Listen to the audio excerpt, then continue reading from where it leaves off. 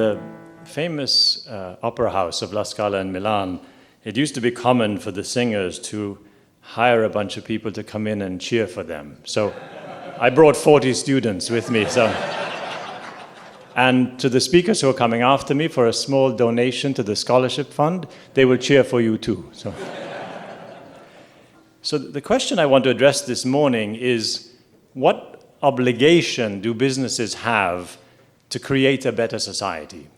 So what is the purpose of business today?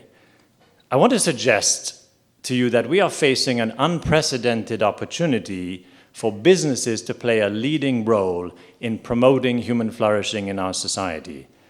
Businesses today can and should contribute significantly to fixing the major issues that plague our society, and not just poverty, but also inequality, environmental degradation, and the disintegration of community life and human relationships. Right now, many people look instead to government to solve these problems. But government is very limited in its ability to help on these major issues for several reasons. Our electorate is deeply divided, and so there's no consensus about how to fix these things. We have a massive federal debt, so our fiscal policy has very few degrees of freedom. And there's a sense of extensive cronyism in government, and so not surprisingly, trust in government is at an all-time low. These are Pew Center polls from the 1960s through to today, the percentage of people who trust the DC government, and the general trend is very clearly downward, right? So in the face of all this, some politicians say, hey, what we need is socialism. He says, socialism, and clicks, all right, there we go, which is basically more government, right? So the medicine isn't working, let's have more medicine. It makes me think of the kind of bad old days of medicine where a common cure was, or supposedly treatment was bleeding, right, bloodletting. So we let blood out of the patient, he's not getting better, let's let more blood out. It's not very optimistic, but the issues of a deeply divided electorate, massive federal debt, cronyism, none of these are going to go away with socialism. They're just likely to get worse. Now, I talked about this at some length at the Napa Institute conference this past July in California. I'm going to recap the main points of that speech for those of you who weren't there, which I understand is the majority of you, and then I'm going to take it significantly further. So for those of you who were there, just to bear with me for the first few minutes, as it'll be a quick refresher, don't go away, and then we'll quickly move beyond that. So in Napa, I argued that socialism sets up a utopian expectation that the government will take care of everything, healthcare, education, so on. But no government is ever rich enough to do this, right, to take care of every citizen's every needs. And so the socialist state is always looking for ways to grab more and more property, right? So in order to try to afford this promise, which means citizens losing their property, ultimately losing their liberty. But, people say, capitalism has its own problems as well. Even the disintegration of community life and of human relationships is blamed on mass marketing and consumer culture. If these are all results of capitalism, people say, the way we practice it today, what are we going to do if we actually want to change things, if we want to improve our society? And I want to argue that Catholic social doctrine has a lot to teach us here and could be very helpful. At Napa, I discussed a number of principles from Catholic social doctrine which I believe can help us find a way forward, and I'm going to focus on 4 of those today. The first 2 are solidarity and subsidiarity. So solidarity, our responsibility to take care of others. Subsidiarity, the principle that decisions ought to be taken by those closest to the point of impact. The next 2 are private property and the universal destination of goods. The first says we have a right to private property, while the second says that God created the goods of the world for the benefit of all. These principles can seem to be in conflict with each other. In fact, 2 of them are typically associated with socialism and 2 with capitalism. So socialism, so the argument goes, wants to care for people, so that's solidarity, and they want all property to be shared, so that's the universal destination of goods, while capitalists highlight the subsidiarity, which is because we want individual decisions, and also we want private property. A question should be rising in your mind saying, hold on a minute. If these principles of Catholic teaching can be stretched to fit systems as widely divergent as capitalism and socialism, what is the point? What is the point of having Catholic social doctrine on the economy if it says socialism is okay and it says capitalism is okay? Why do we have that? So let's take a closer look. What socialism is really offering is just a perversion of these principles. It's not really in accord with these principles. It pretends to follow them, but it doesn't. So solidarity, care for others, is mostly left to the state in socialism. But true solidarity means each of us personally taking responsibility, as Pope Benedict wrote. He said, solidarity is first and foremost a sense of responsibility on the part of everyone with regard to everyone. It cannot therefore be merely delegated to the state. And socialism doesn't really share property, it just wants to take it all for itself. Right? So, however, capitalism, as it appears to be practiced today, in some people's view, seems to have its problems too. It might respect subsidiarity and private property in theory, but often not so much in practice. Right? So there's not much subsidiarity going on when larger businesses collude with government to the detriment of smaller businesses. And for all the enthusiasm we have for private property, did you know that in the United States today, only 18% of households have sufficient savings that they could live beyond 6 months without an income? Only 18%. Even worse, did you know that 63% of households in the United States do not have the ready resources to deal with a $500 emergency? That's almost two-thirds of the country do not have the cash savings to deal with a $500 emergency. That's a big problem. So it's not quite that both socialism and capitalism fit with Catholic teaching, but perhaps neither do. It's fair to ask, is it even possible to conceive of an economic system that fulfills these four principles, or is the church just being naive, right, and unrealistic? The principles seem to contradict each other. Should you be helping other people, which is solidarity, or should you leave them alone to help themselves, which is subsidiarity? Is property private, or should it have a universal destination? Is it meant for the benefit of all? These appear to be in conflict, right? The good news is there is a way to make sense of all of this. In fact, there is an economic system that fits with all of these principles without contradiction, and it is right in front of us much of the time. There's a reason I put the word capitalism on this slide in quotes, because I believe that what we call capitalism is not one thing, it's actually two things. I think there are actually two very different kinds of capitalism, one good and one bad, but we call them both by the same name. This was the main point of my comments at Napa. I'm recapping that here because I think it's really important, and then I'm going to build on that argument and take it further. The argument goes like this. Every business does two things. Every business creates value and captures value, right? So you create value, you produce something valuable for people, capture value, you take a share of that for yourself, you make a profit. Every business has to do both of these things.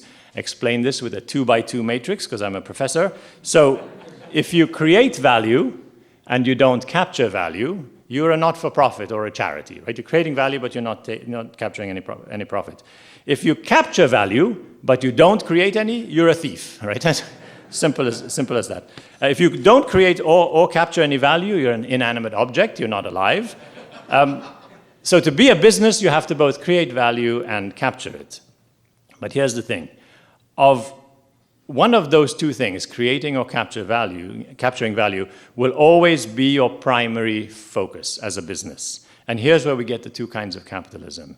Your primary focus determines what kind of capitalism you are practicing, good or bad. If your primary focus is on creating value for others, then that's good capitalism. We call that kind of capitalism entrepreneurial capitalism. Entrepreneurial capitalists create wealth for themselves by creating value for others, by serving others. They practice what we call principled entrepreneurship, the title of this theme of conferences.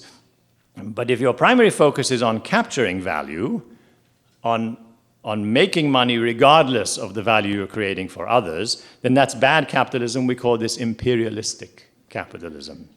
If you're capturing more than you're contributing, then you're an imperialistic capitalist, you're a parasite, right? Imperialistic capitalism is all about the will to power. It's about imposing your will on others. It's about using others for your own gain instead of serving them. It's crony capitalism, right? So imperialistic capitalism is what leads to all the negative outcomes, to poverty, inequality, environmental destruction, disintegration of community life, and so on. These are not simply results of capitalism. They are results of imperialistic capitalism, a specific type of capitalism, the bad kind. So here's how this all fits with Catholic teaching. So I had labeled capitalism, what I should have put there, what I now put there is imperialistic capitalism. It's sort of a fake attempt at subsidiarity and private property. And socialism, as I said before, just delivers perversions of solidarity and universal destination. The economic system that does fulfill Catholic teaching, I believe, is entrepreneurial capitalism. It allows us to break the tension between these pairs of principles. Here's how. So entrepreneurial capitalists are guided by solidarity, by a desire to serve others. So they serve their customers, their employees, their investors. They also recognize that a good way to serve people is to support them in doing things for themselves, because that's more in accord with human dignity. And that's the principle of subsidiarity. So you can see how you bring those two principles together. If you provide training and development for your employees, for example, or your products and services help your customers become more successful. So entrepreneurial capitalist follows both solidarity and subsidiarity at the same time. And private property and the universal destination of goods come together at the same time. So private property says, right, you have the right to own goods. Universal destination says God made goods, the things of this world for the good of all. St. Thomas Aquinas taught us we should distinguish between the ownership and the use of property. As far as ownership is concerned, property is private, so the owner gets to decide what to do with it. As far as the use of property is concerned, we ought to use our property for the good of others. So you can summarize Catholic teaching about private property by saying that you have a right to your private property, you decide how to use it, and to be a good person, a faithful Catholic, you should use that property to serve others. How do we do that? We use our property to serve others when we spend it to help others. For example, using our property to take care of our families, feed them, clothe them, house them, and so on, or when we take care of aging parents, or a neighbor or a fellow parishioner in need, for example, or when we give to charity to support the church, for example. And importantly, we use our property for the good of others when we invest it. Because when we invest it, we give other people opportunity to grow, to work, and so on. By the way, this went over well at Napa. I wanted to improve that PowerPoint icon of the family, make it more Catholic, there we go. So entrepreneurial capitalism aligns with the social doctrine because the social doctrine of the church, because it's focused on serving others, right? And because it's focused on serving others, there we go, it should be more attractive to everyone, including young people. It's more attractive than socialism because it's more caring than socialism. And that's where I ended the talk at Napa. Funnily enough, less than a month after I gave that speech, the Business Roundtable, which is an association of CEOs of many of the largest companies in the world, IBM, JP Morgan, Amazon, General Motors, they changed their statement on the purpose of a corporation. The statement used to say that the purpose of a corporation is to maximize shareholder wealth. The new statement stresses serving customers, employees, suppliers, local communities, shareholders. I was very pleased to see how quickly they responded to my speech. There was some controversy over it. Both the Wall Street Journal and especially The Economist criticized this move. The Economist wrote, however well-meaning, this new form of collective capitalism will end up doing more harm than good. Their point was that companies should not pursue broad public policy goals because business executives are not elected, right? They're not politicians, and so they should just focus on maximizing shareholder value. It's an interesting debate. I don't agree with that criticism, though, because I think being decent to your employees, to your customers, to your suppliers and local communities, that is hardly a matter of public policy. It's just basic decency, right? It's also hardly a new idea, to be fair. As our next speaker, David Bahnsen, pointed out in an article he wrote in the National Review, this is an idea that's been around for a while. But I do think I see where the issue lies. The core question, it seems to me, is do we or do we not want companies to try to be moral? It's as simple as that, right? Do we want them to just focus on making as much money as they can? If so, that's imperialistic capitalism with all the problems that it brings. Or do we want them to take a moral perspective on what they do and what they make and how they work with their employees and their customers and communities and so on? I would say yes. I think we do want them to take a moral view. And incidentally, if you don't, you can line yourself up with others who don't want companies taking a moral view, including the Obama administration. Because during the Hobby Lobby case, it's the Supreme Court, a key point in the Obama administration's argument was that the purpose of business is solely to make a profit, and therefore religious liberty doesn't apply to corporations. This was in 2013. It happened to be the very year we founded our business school at Catholic University, soon to become the Busch School of Business. And so I argued in a little amicus brief to that case, saying, well, if the government is right, we may as well shut down our business school, because we dedicated this business school to bringing Catholic teaching into business. So I don't think it was a turning point in the argument, by the way.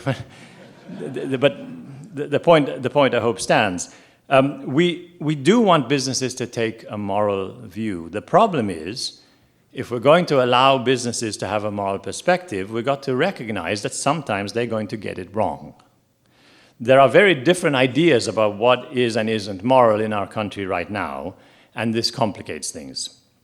So, for example, if you're a Christian, you want, on the one hand, for the baker to have the right to not bake a wedding cake for a gay wedding, rather than violate his principles. At the same time, you don't want, I think, Disney pressuring the state of Georgia into not passing pro-life legislation. Is this consistent? Both the baker and Disney appear to think that they are making the decisions for moral reasons. So how could we support one and not the other? I'm going to set aside the important, nevertheless important, but I'm going to set aside the question of the actual soundness of the moral reasoning of each, because that opens up a complicated line of argument, which is not the point of what I'm trying to get to, but I want to recognize there are those complex questions. I also want to set aside the question of whether a company like Disney is actually attempting to take a moral stance or is just engaging in what is now being called woke washing. So woke washing is, so this word woke means to be awake to social justice issues, right? So woke capitalism is, as some of our speakers will talk about today, is capitalism that is awake to social justice. Woke washing, though, is pretending to be awake, so that you can be seen like to be seen like a caring company, and it usually backfires happily.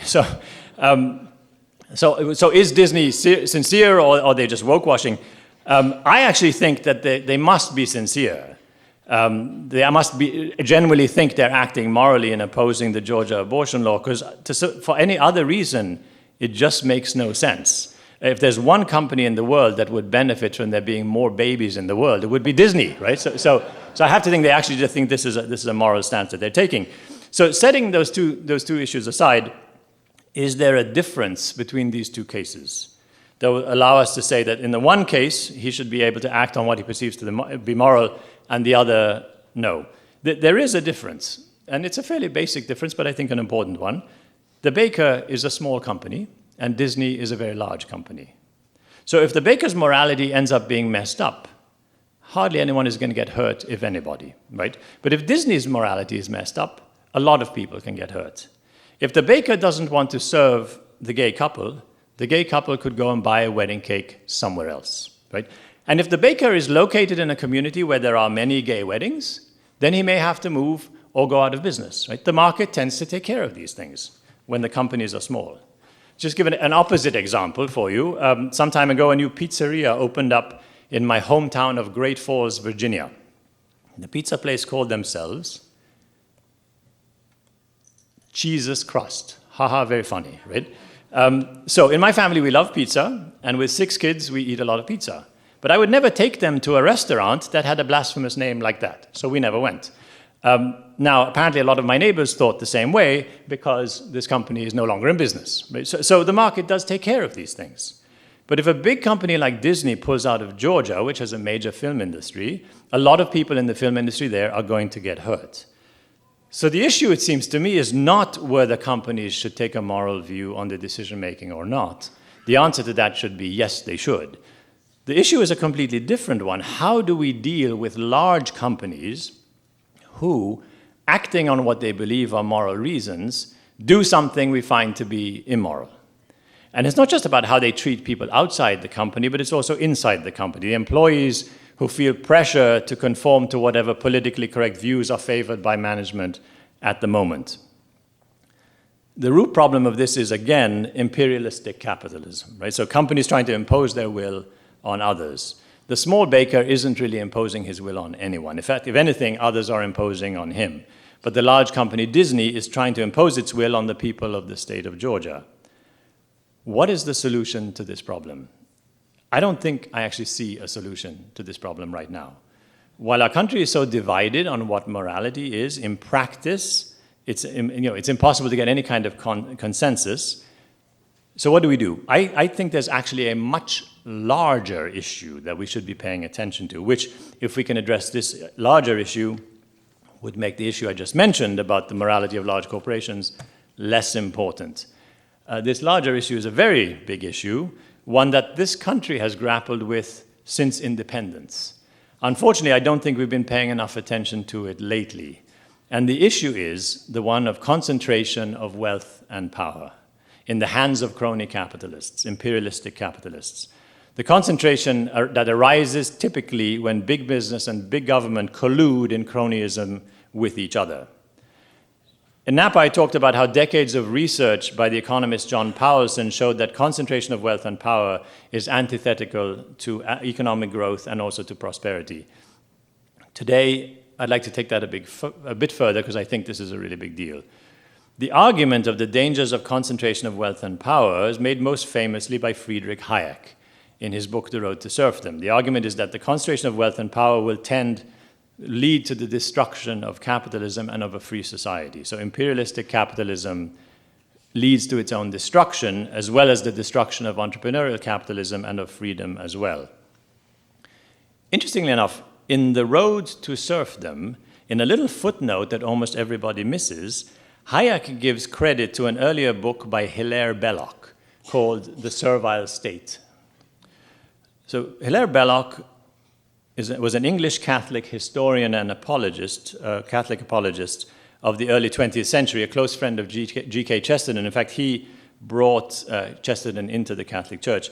Belloc argued that the concentration of ownership of the means of production into a small number of hands is not compatible with a society based on principles of freedom and equality, like ours. Because when wealth, and therefore power, is concentrated in a few hands, the majority of people don't feel neither free nor equal. It feels like we're free in theory, but not in practice. When 63% of the country don't have the ready cash to deal with a $500 problem, what's the point of freedom, they think, right? No wonder we see such a rise of populism and socialism. People are fed up, right? They're told they live in a free country, that we're all created equal, but they're not feeling very free or very equal right now. I think one could make the case that this is the crisis of our time, the concentration of wealth and power. Arguably, it's not just behind the current rise in socialism, but it was also behind the Tea Party movement, behind the Occupy movement, and behind the Trump populist movement, right? All of these things have this common root. That's why I think it's such a big deal. It's really the same thing that they are all bothered about. So what should we do? The solution in theory, like so many things, is simple, though hard to do. We need to have more widespread property ownership, right? We need more people to have capital. Frankly, we need more capitalists, more entrepreneurial capitalists, of course. But we need more people to have capital. Someone once said, I think it was Chesterton, although I haven't been able to verify this, that either property is evil, in which case nobody should have any, or else it's good, in which case we'd want as many people as possible to have some. If a significantly larger proportion of our society were owners of their own businesses, of investments in businesses, they wouldn't feel so marginalized, and socialism wouldn't stand a chance. You think about it, right? If there were property owners, there wouldn't be such enthusiasm for the government taking property. The real challenge is how to get to the point where we have more widespread property ownership. And any kind of confiscation, redistribution, the Robin Hood is never going to work, because it's first of all, it's materially unjust, right? There are serious justice issues there, politically very difficult. And being a property owner is not just a question of being given some money, right? One has to have the skills, one has to know how to own that property, how to invest it, how to care for it. Otherwise, you lose it pretty quickly. Chesterton and Belloc promoted an economic order they called distributism that was based on widespread property ownership. The idea is sound, I think, but it suffers from the name. To those who don't know what it is, distributism makes it sound like property redistribution, right? Which is not what they meant. What they meant was an economic system where lots of people had capital, where by distributed they meant the adjective, not the past participle, right? So the root problem, and this is where I think is exactly right. The root problem, according to Belloc, was: do people actually want to be owners, right? Do sufficient numbers of people prefer property and independence, or do they prefer a salary and dependence, right? Do they want freedom and responsibility, or servility and security? It is a real question. In the United States, this question goes back at least to the founding of the Republic. So perhaps you recall a famous quote from Samuel Adams, his speech to the Pennsylvania State House, August 1st, 1776. If ye love wealth greater than liberty, the tranquility of servitude greater than the animating contest for freedom, go home from us in peace. We seek not your counsel nor your alms. Crouch down and lick the hand that feeds you. May your chains set lightly upon you, and may posterity forget that ye were our countrymen. What an awesome attitude, right? But does that attitude still exist in this country, in the majority of our citizens? We need to find a way to reignite, to restore this original understanding of the importance of property for liberty, to have more people to want this, right? To encourage the desire for freedom and responsibility that comes with property ownership, to encourage entrepreneurial capitalism. How should we do this? There are some important things that people are doing right now. For example, it's well recognized that most regulation falls much more heavily on small businesses than on larger ones. And so the Small Business Administration and others work constantly to try to remedy this. The Cato Institute has for many years done important work against corporate welfare, which is government handouts to large corporations. And that's very important here too, because anything that privileges larger corporations over smaller ones is harmful to entrepreneurial capitalism and to entrepreneurs. It's harmful to small businesses, and it fosters imperialistic capitalism. In terms of encouraging more entrepreneurship and property ownership, groups like Youth Entrepreneurs, our own SEED program at Catholic U in the Sioka Center. The SEED stands for Catholic Entrepreneurship and Design Experience. These are good examples. We support entrepreneurship clubs in high schools to get kids learning about the values and importance of entrepreneurship early on. And there are also several not-for-profits that focus on what was called asset building, which is promoting savings and capital accumulation, especially among poorer families. All these are very important, but they're just not enough. Things seem to be getting worse, not better. So we need to do more. We need to be looking for some sort of 10x solution, some order of magnitude solution. And here's what I think we should do. As religious people, so far we have offered a religious defense of the market economy. Right? The work of the Acton Institute for Faith, Work and Economics, of course, of the Busch School, we've all made contributions here, making a moral and religious defense of the market economy. But perhaps it's time to stop playing defense. Perhaps it's time to go on the offense. It's time to take the initiative and stop saying that the market economy is merely compatible with Catholic social doctrine. It's time to say that we have a moral and religious obligation to serve the poor in a way that actually works, right? That helps get the poor out of poverty and keeps them out of poverty. And entrepreneurial capitalism and property ownership are very effective ways and proven ways to help the poor. So we have a moral obligation to put these forward, not just to play defense. Look, God God cares about the poor, no question, right? God also cares about freedom. Look at this beautiful quote from the Catechism of the Catholic Church. God has not willed to reserve to himself all exercise of power. He entrusts to every creature the functions it is capable of performing. This mode of governance ought to be followed in social life. The way God acts in governing the world, which bears witness to such great regard to human freedom, should inspire the wisdom of those who govern human communities. So God made us free and wants us to live in freedom. And now here's something that might surprise you. Because God cares about the poor, and because God cares about freedom, I think that God also cares about property. He really does. I think we find this hard to grasp because our contemporary notions of property are so distorted. Today, I think most people, when they hear the word property, they think of luxury goods like cars, vacation homes, fancy yachts, right? Now, don't get me wrong, I'm not against any of these things. I love sailing. I've owned several boats in my lifetime. It's always fun to go sailing with my kids, you know. And we've had the pleasure of sailing on some pretty big yachts in vacation as well. Right now, I have a very small boat. That's me on a small boat. But that's all I have time for. So I'm not saying any of these things are bad, but I do think our notion of property has become distorted by the vice of consumerism. Consumerism is the idea that happiness in life comes from having and consuming more stuff, which we know is false, right? As St. John Paul II wrote, St. John Paul II, whose memorial we celebrate today, it's not wrong to want to live better. What is wrong is a style of life which is presumed to be better when it is directed towards having rather than being, which wants to have more, not in order to be more, but in order to spend life in enjoyment as an end in itself. So that's the problem we have with our understanding of property. So what would be a non-consumerist understanding of property?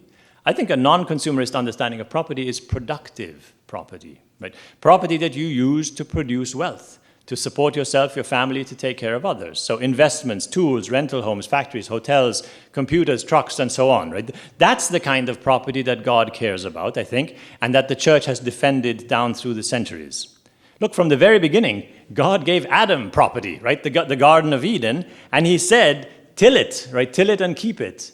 He didn't say kick back and enjoy watching the animals, right? So God gave us property and said, work with it, right?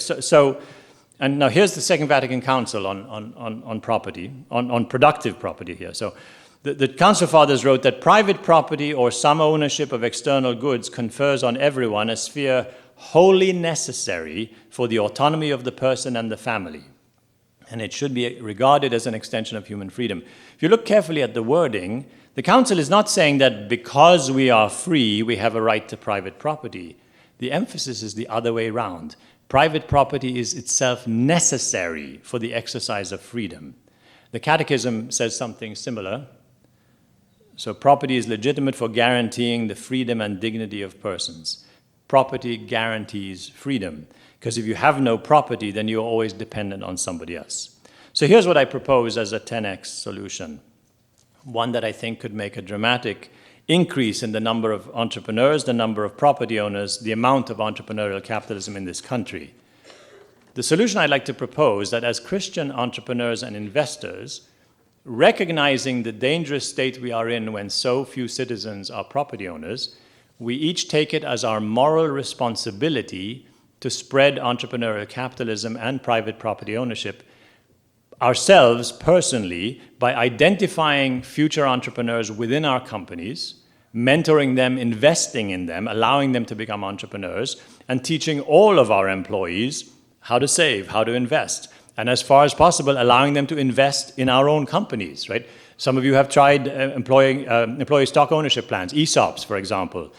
And I don't mean do this to the extent that you're convinced definitively that it's going to be more financially advantageous. It might be, it probably will be, because employees work harder when they are also owners, right?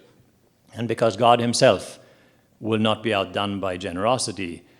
But I think we need to do this anyway, because this is how we are going to save our country, by dramatically increasing the number of property owners and entrepreneurs, and only entrepreneurs ourselves can actually do this at a scale that will make a difference. No not-for-profit, no government is going to be able to do this at a 10x level, but I think together we could do this, together with God and prayer and sacraments, of course.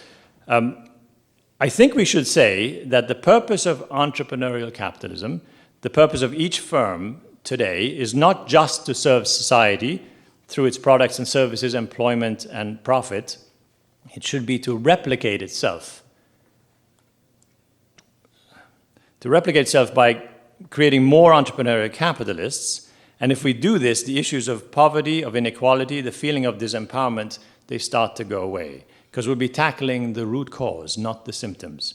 So I argue that the main problem of our time, and the reason we're so vulnerable to socialism, is the concentration of wealth and power, which makes citizens feel not very free and equal, and that the solution is to achieve more widespread property ownership, more entrepreneurship, more capitalists, by taking it as our moral responsibility as entrepreneurs to increase the number of entrepreneurs, the number of capitalists. And that the true purpose of business right now is not just to serve society by providing good services and profits, but is to save society by restoring widespread property ownership to this country. If we do this, and I think only if we do this, can we save this country. Thank you.